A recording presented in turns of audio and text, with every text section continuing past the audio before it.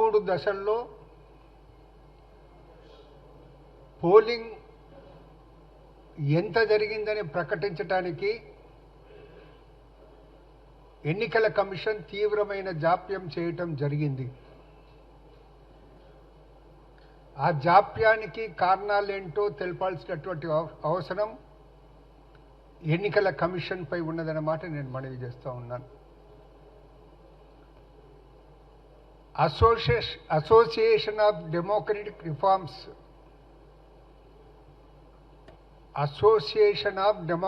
Reforms అనే సంస్థ సుప్రీంకోర్టులో ఒక కేసు వేయటం జరిగింది. అది సుప్రీంకోర్టు విచారణలో ఉంది. వారు చెప్పిన దాని ప్రకారం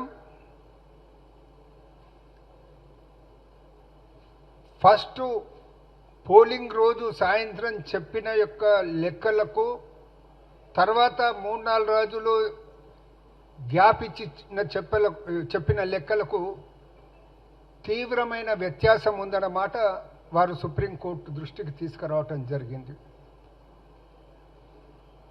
అంతేకాక ఒక తీవ్రమైన అనుమానాన్ని వారు వ్యక్తం చేయటం జరిగింది.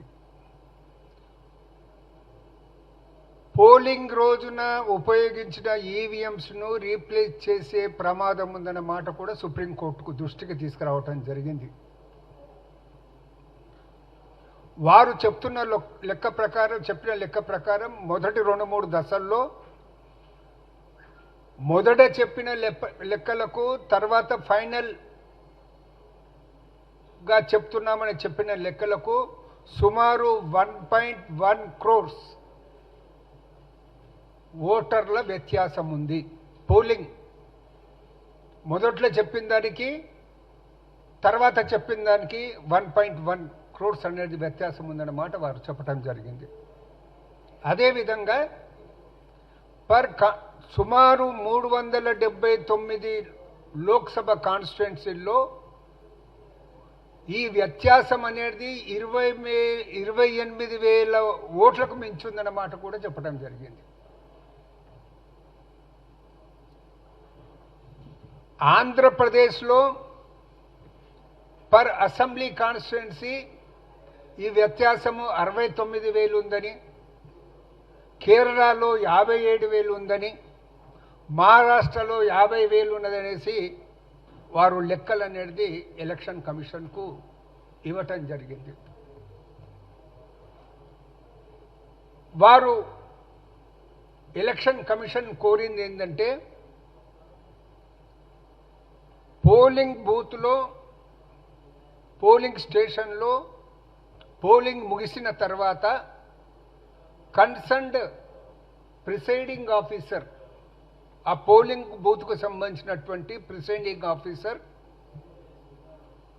17C ఒక ఫామ్లో మొత్తం ఓట్లు ఎన్ని ఉన్నాయి ఆ పోలింగ్ స్టేషన్లో,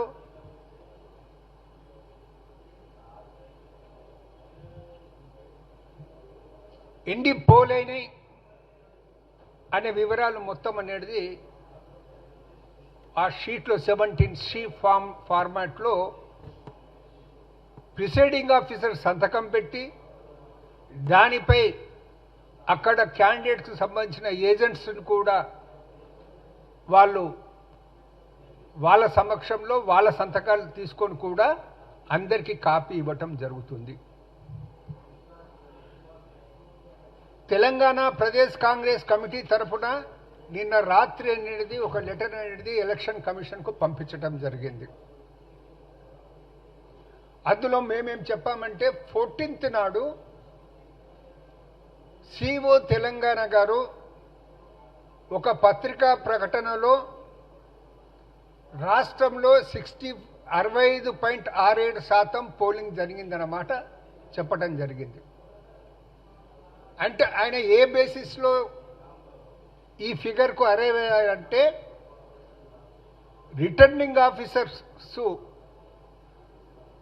పోలింగ్ స్టేషన్ వారీగా ఆ పార్లమెంట్ కాన్స్టిట్యుయెన్సీలో పోలైన వివరాలు దాని ఆధారంగా రిటర్నింగ్ ఆఫీసరు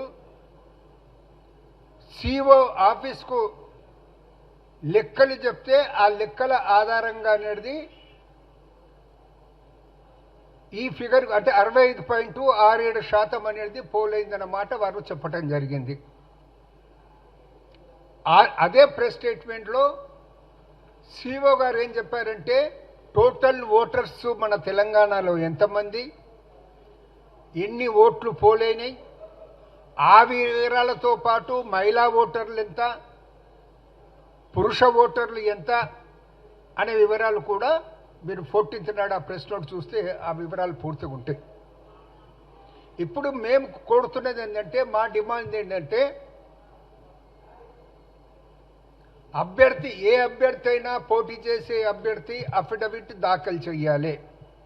ఫామ్ 26 వాళ్ళ ఆస్తుల వివరాలు ఇవ్వాలి, వాళ్ళ అప్పుల వివరాలు ఇవ్వాలి, వాళ్ళ ఫిక్స్డ్ డిపాజిట్ ఉంటే ఆ వివరాలు ఇవ్వాలి. ఆ వివరాలు మొత్తము సబ్మిట్ చేసిన తర్వాత సేమ్ డే ఈవినింగ్ అనేది రిటర్నింగ్ ఆఫీసర్ నోటీస్ బోర్డులో పెట్టడం జరుగుతుంది.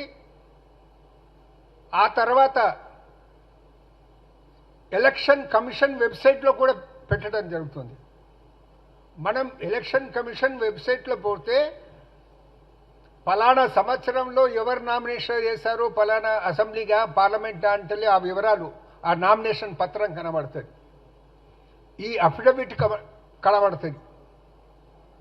సో ఎప్పుడైతే మీరు అభ్యర్థులకు పార్టీలకు పార్టీ అభ్యర్థులకు సంబంధించినటువంటి వివరాలు అనేది మీరు వెబ్సైట్లో పెడుతున్నప్పుడు పోలింగ్ స్టేషన్ వారీగా మీకు వస్తున్నటువంటి 17C అంటే ఆ 17Cలో ఆ కన్సర్న్డ్ పోలింగ్ స్టేషన్లో ఎన్ని ఓట్లున్నాయి, ఎన్ని ఓట్లు పోలైన వివరాలు ఉంటాయి. ఆ మొత్తం వివరాలను కూడా మీరు ఈసీ వెబ్సైట్లో పెట్టాలని మేము డిమాండ్ చేస్తూ ఉన్నాం. మా దగ్గర 17C ఫార్మాట్స్ అనేది మా పోలింగ్ ఏజెంట్స్ తీసుకొచ్చినవి మా అభ్యర్థుల దగ్గర ఉన్నాయి. మా అభ్యర్థుల దగ్గర ఉన్నాయి క్రాస్ వెరిఫికేషన్ చేసుకోవటానికి ఇప్పుడు ఒక్కొక్క రిటర్నింగ్ ఆఫీసర్, ఒక పార్లమెంటరీ కాన్స్టిట్యున్సీ ఒక రిటర్నింగ్ ఆఫీసర్ ప్రతి పోలింగ్ స్టేషన్ వైజ్గా ఆ పోలింగ్ స్టేషన్లో మేల్ ఓటర్స్ ఎంతమంది ఉన్నారు, ఫిమేల్ ఓటర్స్ ఎంతమంది ఉన్నారు, అదర్ ఓటర్స్ ట్రాన్స్జెండర్స్ గిట్ట ఎవరంటే వారు ఎంతమంది ఉన్నారనే వివరాలు ఇందులో ఉంటాయి. అయితే టోటల్ ఎలక్టోర్స్ ఎంత, టర్నౌట్ ఎంత, ఆ వివరాలు కూడా మొత్తం ఉంటుంది. ఆ టర్నౌట్ను చెప్పి పర్సంటేజ్ ఆఫ్ అంటే పోలింగ్ స్టేషన్ వైజ్గా పర్సంటేజ్ ఆఫ్ ఓట్స్ అనేది ఎన్ని పడ్డావో ఆ వివరాలు ఉంటాయి. ఈ విధంగా ప్రతి రిటర్నింగ్ ఆఫీసర్ చీఫ్ ఎలక్టోరల్ ఆఫీసర్స్కు పంపించటం జరుగుతుంది. మా డిమాండ్ ఏంటంటే చీఫ్ ఎలక్టోరల్ ఆఫీసర్ గారు ఎలక్షన్ కమిషన్ ఈ వివరాలను అంటే మీ రిటర్నింగ్ ఆఫీసర్ పంపించినటువంటి ఈ వివరాల స్టేట్మెంట్ను మా అభ్యర్థి అంటే కాంగ్రెస్ పార్టీ అభ్యర్థి అని కాదు, కాంటెస్ట్ చేసిన ప్రతి అభ్యర్థికి అనేది ఈ వివరాలను మాకు ఇవ్వాలి. ఇస్తే మా పోలింగ్ ఏజెంట్స్ ఏవైతే 17C మాకు ఇచ్చిండ్రో దీంతో దాని క్రాస్ వెరిఫికేషన్ చేసుకోవటానికి అవకాశం ఉంటుంది. ఎక్కడైనా వ్యత్యాసం ఉంటే దాని కారణాలు తెలుసుకోవటానికి మీ దృష్టికి తీసుకొచ్చే అవకాశం ఉంటుందనేసి మేము కోరడం జరిగింది. సిఓ ఆఫీసులో అడిగితే ఎలక్షన్ కమిషన్ రూల్స్ ప్రకారం అది బయట ఎవరికి ఇవ్వటానికి వీల్లేదు అని చెప్పడం జరిగింది. ఇందులో సీక్రెట్ ఏముందో మాకు అర్థం కావటం లేదు. మీరు ఏ విధంగానైతే మా ప్రతి అభ్యర్థి యొక్క ఆస్తులను, అప్పులను, బ్యాంకు వివరాలను, డిపాజిట్లను అన్నిటిని మీరు తీసుకుంటున్నారో, మీరు పబ్లిష్ చేస్తున్నారో, వ్యక్తిగతమైనటువంటి వివరాలను కూడా తీసుకునేసి మీరు పబ్లిక్ చేస్తున్నారో సిఓ వెబ్సైట్లో కానీ ఈసీ వెబ్సైట్లో కానీ పారదర్శకంగా పోలింగ్ జరిగినప్పుడులో ఈ వివరాలను ఇవ్వటానికి మీకెందుకు సంకోచం అన్నమాట మేము ప్రశ్నిస్తూ ఉన్నాం. ఒకవేళ మీరు ఇవ్వలేదంటే ఏదో గూడు పుటాని జరుగుతుందనేసి అనుమానించడానికి ఆస్కారం ఉందనే మాట మీకు మనవి చేస్తూ ఉన్నాను. ఇది ఒక పార్లమెంట్ కాన్స్టిట్యున్సీకి సంబంధించినటువంటి పర్టికులర్స్ ఈ రూపంలో కన్సర్న్ ఆర్ఓ అనేది సిఓ ఆఫీస్కు పంపించడం జరుగుతుంది. Thank you.